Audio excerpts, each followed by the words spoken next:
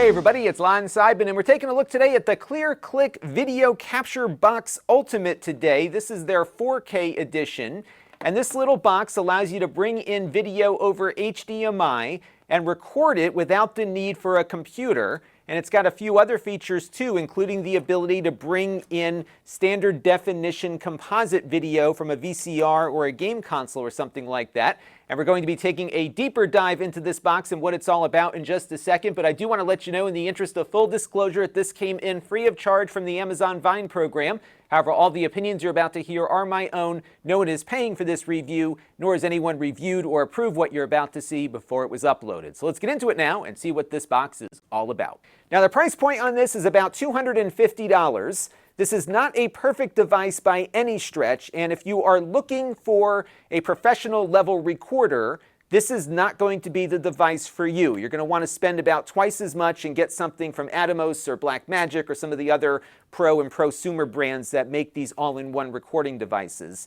That said, I was surprised that there are some redeeming qualities here, and if you are on a budget and you can't afford one of those $500 or $600 devices, this might be worth considering, provided you're aware of some of the limitations. And we'll talk about all the nuances of this as we work our way through the review. Now, as I mentioned, this is the 4K edition of the recorder, but it will only record video at a max of 30 frames per second at 4K. It won't do 60, but it will do 60 at 1080p, and of course, 30 frames per second at 1080p is supported as well. You've got a display on here. That's kind of its biggest feature. It is a little on the colder side. I wouldn't use this for white balancing, but it does work as a decent little on-camera monitor. You even have a little tripod mount here at the bottom if you wanted to attach it to a shoe adapter or something like that.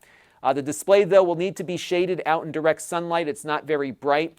There isn't much latency. You're going to see some latency here just based on how I'm bringing video into it, but I found that it is adequate enough for use as a monitor. You also have the choice of connecting an external display to it through the other HDMI output here. But note that this is not a pure pass-through, so gamers may want to find some other alternatives, because when you connect the larger displays, we did a little earlier on a live stream, you're going to see this on-screen display here on top of the image, and that will give you a little bit of latency for gaming purposes. You also see that it is blocking a portion of the image. So I had a hard time, for example, seeing frame rates of some of the stuff I was recording because that was in the way, and there's no way to get that off the screen. Now, the build quality on this is not spectacular. It's all plastic. There's no metal to be found anywhere like you might see on some of the other pro devices out there. So just be careful with this when you're out in the field, because I don't think it's going to survive a lot of abuse. That said, there's no moving parts in it, but the plastic here does not give me a lot of confidence that this will hold up over the long term. Now, for ports, you saw that external output there. By the way, when you have an external display attached, the internal display turns off. You've got a USB port here for attaching storage for recording. That's one of your two options for storage. My recommendation would be to get one of these solid-state SSDs like the SanDisk one here. That will allow you to connect up to 4 terabytes that the device can access. It supports the exFAT and NTFS formats.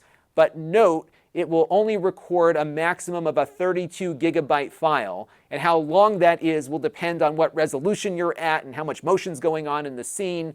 But the big problem with this is that when it gets to the end of that 32 gigabytes, it shuts down and doesn't start a new file. You have to make sure you push the button to start recording again. That's something I think they could fix through firmware, but just be aware of the fact that once it hits that 32 gigabytes, it's done. Now, if you attach a device that's formatted with the FAT32 format, it's only going to record in 4 gigabyte file sizes, which will be a lot shorter. And again, it's going to shut down when it hits the end of that file limit. Now, in addition to the USB port here, you can also use an SD card. I've got one of those SanDisk Extremes in here right now. The max SD card it will take, though, is 128 gigabytes. So if you wanted to have a lot more storage available to you, a hard drive is going to be the way to go, although I think it'll probably drain the battery a little faster. The battery life actually surprised me. It looks like you could probably get about an hour to an hour and a half of recording on a charge. Initially, it was kind of going down pretty quick when I first started getting going with it, but I think it wasn't totally charged when I got it in hand, but it's been holding its own here, and when it's just in monitor mode, it's pretty good about power management, so that was a bit of a surprise to me there. You have two other ports here. One of these is for your analog video input. It only supports composite input, and there's a catch to that, which we'll cover in a few minutes when we look at the video formats, but it does work. You also have the ability to attach headphones for monitoring, and it does support a microphone through that port as well.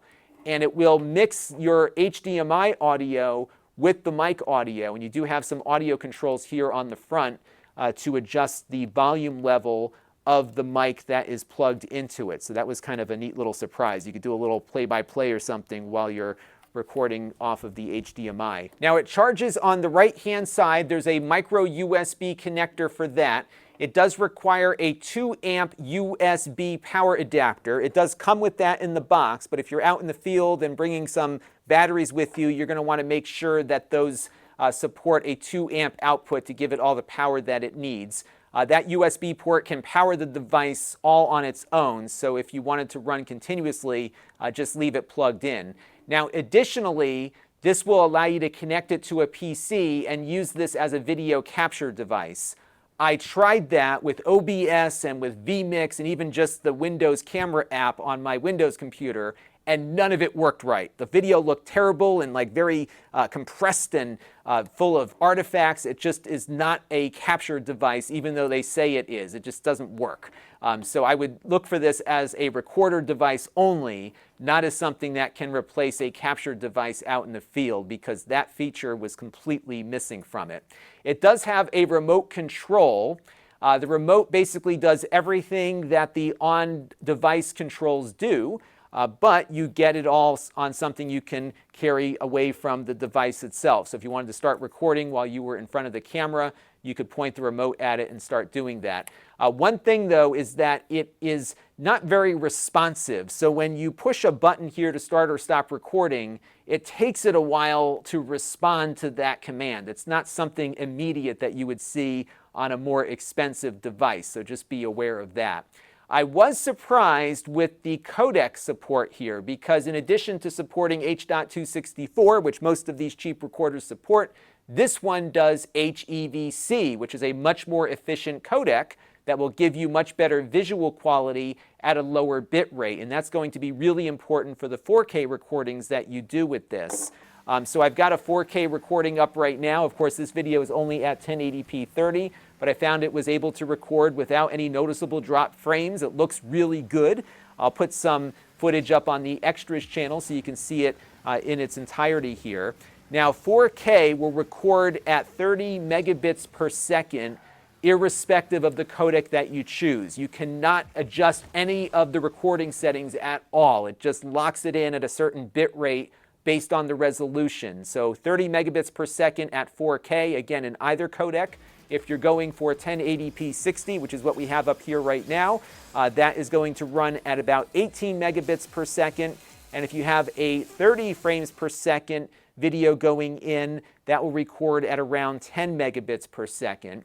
And I found the capture quality when it's recording to be decent for what it is, but I would have liked to have a little bit more customization of the settings to get things dialed in exactly where I wanted them to, especially from a bitrate standpoint. Now, audio is recorded at 44 kilohertz, not 48 kilohertz like you might see on more professional gear, so just make note of that. Now, if you were looking at buying this for analog video capture, I would advise against that, because it does not preserve the original square 4:3 aspect ratio of analog video sources. We plugged in an old VHS VCR and a 3DO game console, and as you can see here, everything is getting stretched out. It is up converting to 1080p at 60 frames per second, but the original aspect ratio here is not preserved, and that's a real deal breaker for me. Now, there isn't much to configure on the device. You can get into your system settings by pushing that button there or using the remote. What I found is that the remote's buttons will bring you right to each of these options without having to scroll through the menu. So there might be some convenience to using the remote. One note, though, is that the schedule button here doesn't work at all. So I have no idea what that does, but it doesn't allow you to schedule any recordings, at least on this edition of the device. Now, as you scroll through here, there's a couple of things to look for. The most important one out of the gate is the time watermark, because on mine, by default, this was set to on, and this was burning in the date and time with every video that I captured on it. So you'll probably want to turn that off immediately.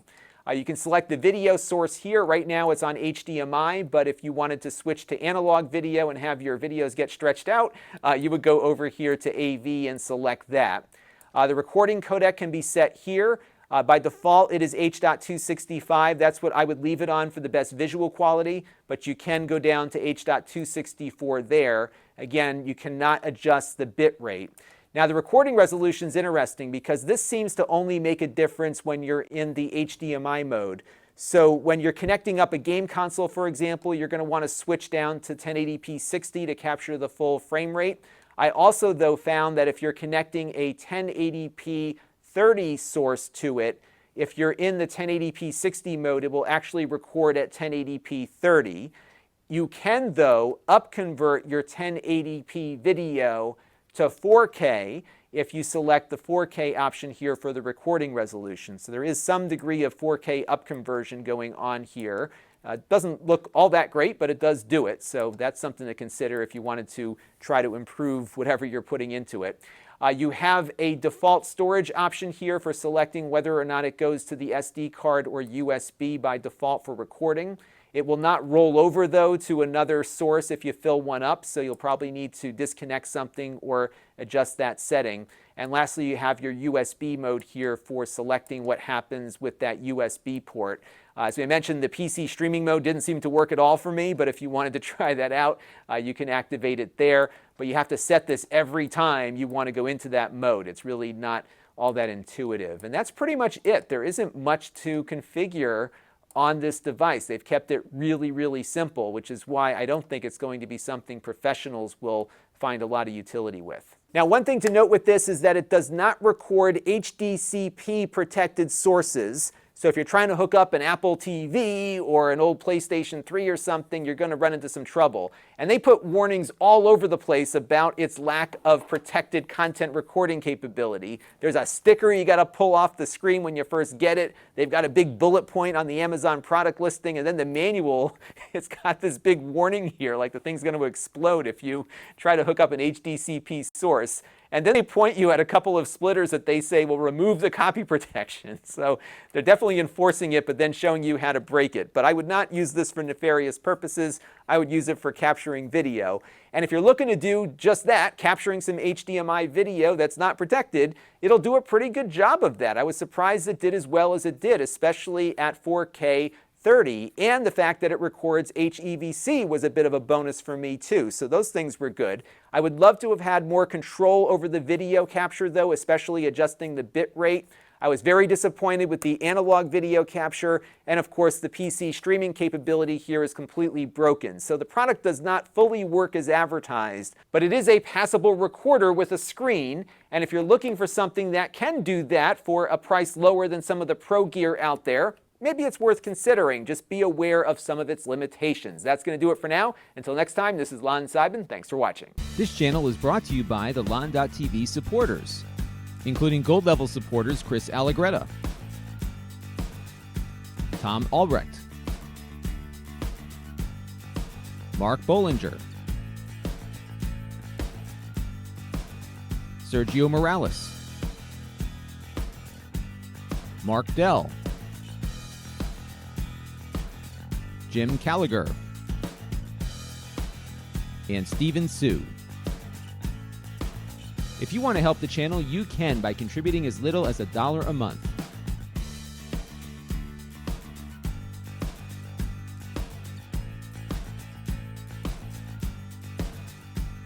Head over to Lon.TV/support to learn more.